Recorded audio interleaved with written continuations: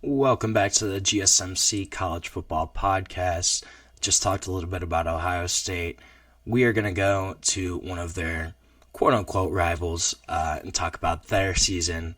We're going to talk about the Penn State Nittany Lions. So, obviously, they are set at quarterback. Had a strong 2024 season. Made it to the college football playoff semifinal.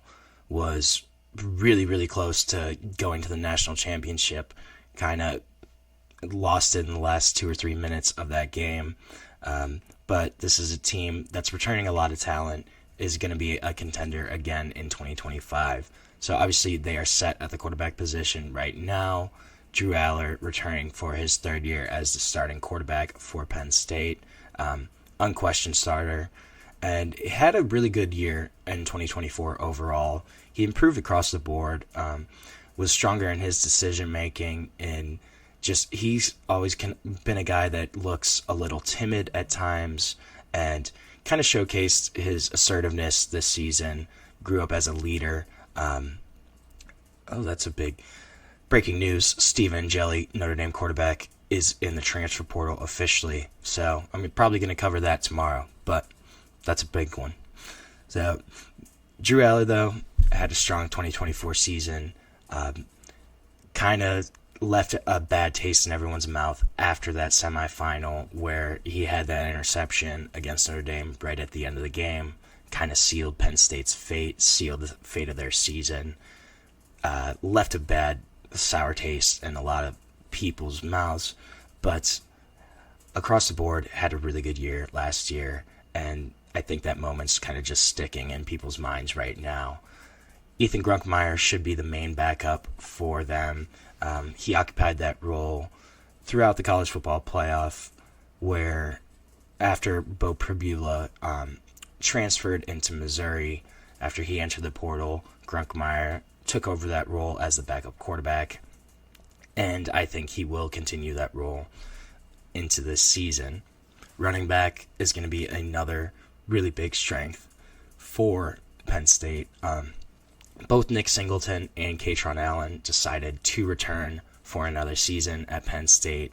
Both of those guys were huge returns. I kind of expected at least one of them to enter the draft, so the fact that they both came back to Happy Valley, I think, is really good for Penn State. It's probably the best backfield in the country, in my opinion, at least best running back room. Both of these guys rushed for over 1,000 yards last season. Nick Singleton also had like 500 receiving yards last year. Just the dual threat ability, the thunder and lightning kind of aspect. Kaytron Allen, really powerful runner. Nick Singleton, a little bit of more of a finesse kind of guy. I love that backfield, and they're going to continue to carry Penn State this season. Cam Wallace, Corey Smith, they'll probably be the main backups to those two guys, but this is the Nick Singleton, Kaytron Allen show in Happy Valley. I think even more so than last season, we're really going to see Penn State lean on those guys, especially with the pass catchers. So, obviously, they're losing tight end Tyler Warren, who was really probably 60% of their offense, if not more, last season. 1,600 receiving yards. Just a crazy season overall as a tight end. They lined him up everywhere across the line of scrimmage. He was at wideout. He played tight end. He lined up at running back. He lined up at quarterback. So, losing Tyler Warren, that's going to be a big miss for Penn State. Big hole to fill. And most of their receivers are gone, too. Really, Liam Clifford only returns. Not that the wide receiver room was the strongest of any position for Penn State, but they're losing Harrison Wallace, losing a couple other guys. Julian Fleming is out of eligibility now. Only Liam Clifford's returning.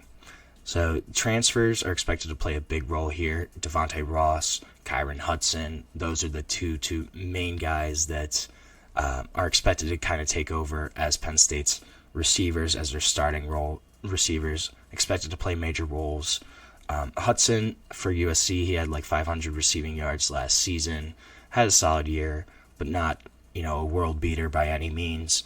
Devonte Ross, though, he was Troy's leading receiver, had 76 catches, over 1,000 yards, 11 touchdowns. So really productive season in the Sun Belt. The big thing there is going to be, will the jump up in competition affect him at all? Can he do it in the Big Ten? That's going to be the big question mark there with Devonte Ross. But those two guys are really expected to play major roles for Penn State, for the receiver room this season. Tysier Denmark and Caden Saunders, those are also two guys that could potentially get playing time.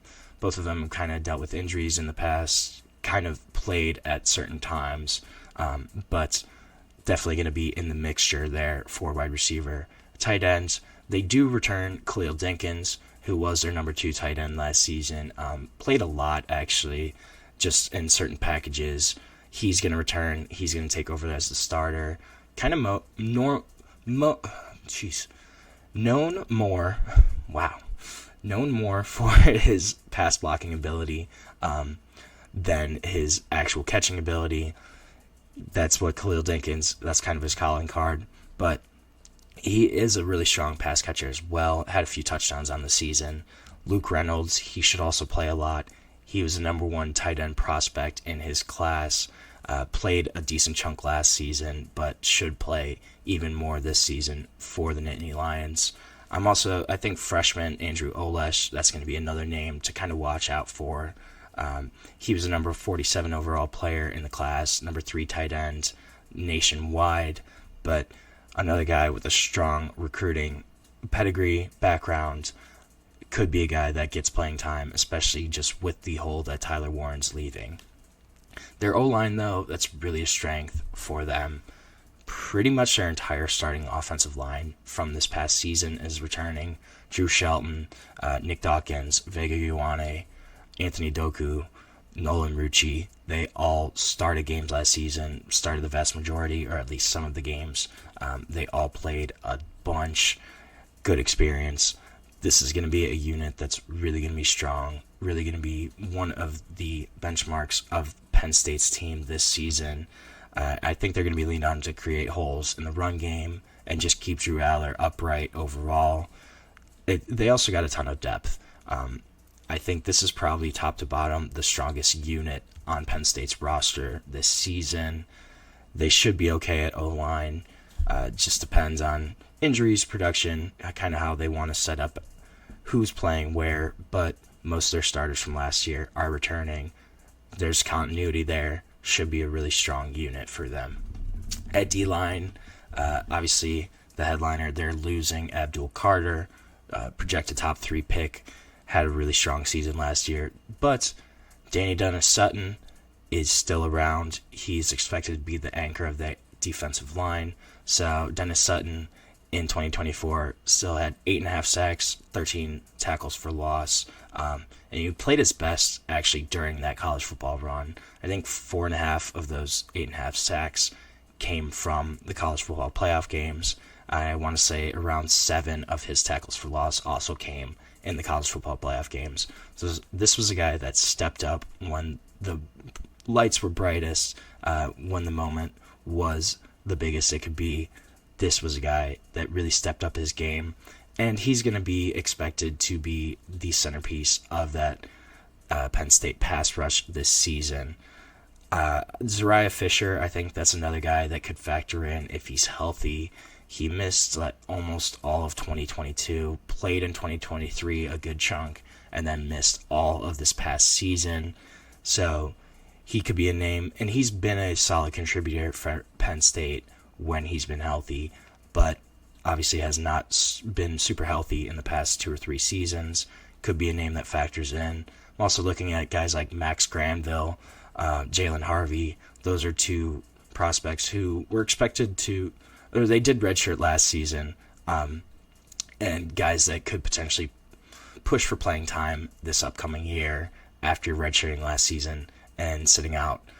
I think those are 2 guys that are names to watch in that defensive end room. D-tackle, Zane Durant is returning. He had a really strong 2024 season. Also all these guys really did at Penn State. This was a great defense. But he put up 43 tackles, 11 tackles for loss, had 3 sacks at defensive tackle.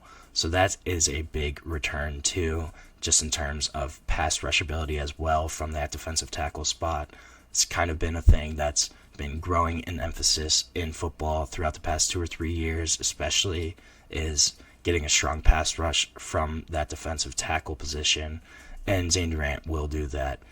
The spot next to him is kind of up for grabs as well. Alonzo Ford Jr. kind of expected to be the main guy there. He's probably the front runner, but he also suffered a long-term injury in November. It was kind of undisclosed what that actual injury was, so unsure if that will affect his availability at all, if he's going to be ready for the start of the season. But Caleb Artis, Xavier Gilliam, those are also some guys that could complete at that defensive tackle spot next to Zane Durant. Linebackers, they have Dom DeLuca, Tony Rojas returning, 2 established starters that have played pretty well. Rojas, he kind of struggled at times last season, just in terms of some of the angles he took, some of the decisions he made probably weren't the best, but he also was dealing with a nagging shoulder injury like all season for the most part, so that could have definitely impacted his play. I'm not sure. I'm give him the benefit of the doubt. Rojas, though, is a guy that his plays that, he stands out, they really pop.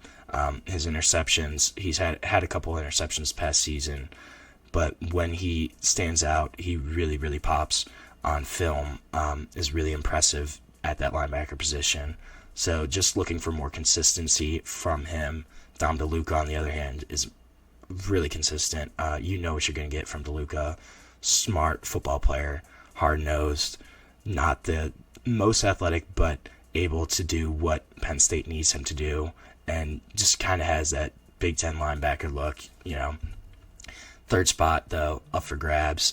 There's 4 or 5 names there. Keon Wiley, Tamir Robinson, Anthony Specca. There's a couple other guys. They're all really in contention for that position. Probably going to rotate in, most likely, and just kind of see who may fill out that spot, or if it's something that you rotate throughout the season.